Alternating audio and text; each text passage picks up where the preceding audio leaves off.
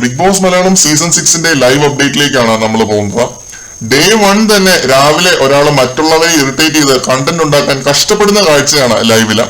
അത് മറ്റാരുമല്ല, രതീഷ് എന്ന് പറയുന്ന കണ്ടസ്റ്റന്റ് ആണ്. രണ്ട് മെയിൻ തർക്കങ്ങളാണ് ഇദ്ദേഹം ഇതുവരെ, അതായത് രാവിലെ മുതൽ ഉണ്ടാക്കിയത്.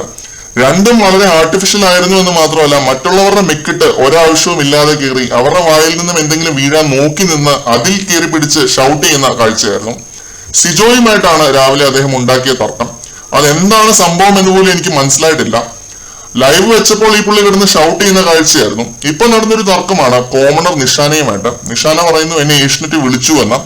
അത് ശരിയാണ്, പിന്നെ ഏഷ്യനെറ്റ് വിളിക്കാതെ എങ്ങനെയാണ് ഷോയിലേക്ക് കയറാൻ പറ്റുന്നത്? ഓഡീഷൻ കഴിഞ്ഞവരെയാണ് ഷോയിലേക്ക് വിളിക്കുന്നത്.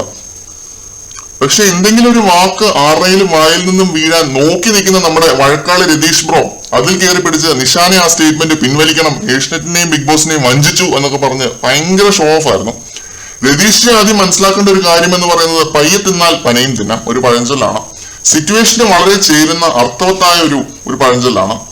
എടുത്തുചാട്ടം എന്ന് പറയുന്ന ഒരു സംഭവം ബിഗ് ബോസിൽ വളരെയധികം ബാക്ക് ഫയർ ചെയ്യുന്ന ഒരു കാര്യമാണ്. കാണുന്നവരെ വെറുപ്പിക്കുന്ന രീതിയിൽ എടുത്തു ചാടിയ പല കണ്ടസ്റ്റൻസും സെക്കൻഡ് വീക്കിൽ തന്നെ പുറത്തായിട്ടുണ്ട്. രതീഷിക്ക് അങ്ങനെ ഒരു അവസ്ഥ വരാതിരിക്കട്ടെ എന്നേ എനിക്ക് പറയാനുള്ളൂ. കാരണം ലൈവ് കാണുന്നവർക്ക് എല്ലാവർക്കും ഇദ്ദേഹം കൊടുക്കുന്ന ഒരു ഇംപ്രഷൻ അത്തരത്തിലുള്ളതാണ്. ഡേ 1 ആണ്, ടാസ്ക് ഒന്നും തുടങ്ങിയിട്ട് കൂടിയില്ല. ഒരു കാപ്പിയൊക്കെ കുടിച്ച് എല്ലാവരെയും പരിചയപ്പെടാനുള്ള ഒരു സമയമാണ് ഇത്. അല്ലാതെ ആരെങ്കിലും എന്തെങ്കിലും പറയുന്നുണ്ടോ എന്ന് നോക്കിയിരുന്ന് അലറിയാൽ കാണുന്നവർക്ക് അത് വളരെ വെറുപ്പിക്കലായിട്ട് തോന്നും.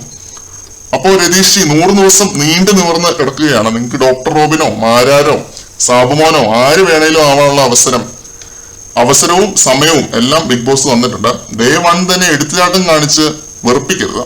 നല്ല രീതിയിൽ ഗെയിം കളിച്ചാൽ തീർച്ചയായിട്ടും സപ്പോർട്ട് കിട്ടും. അതുകൊണ്ട് റിലാക്സ് രതീഷ്, റിലാക്സ്. ഇത്രയും കാര്യങ്ങളാണ് എനിക്ക് ലൈവ് കണ്ടപ്പോൾ ഫീൽ ചെയ്തത്. മറ്റൊരു ലൈവ് അപ്ഡേറ്റുമായി വരുന്നത് വരെ ബൈ.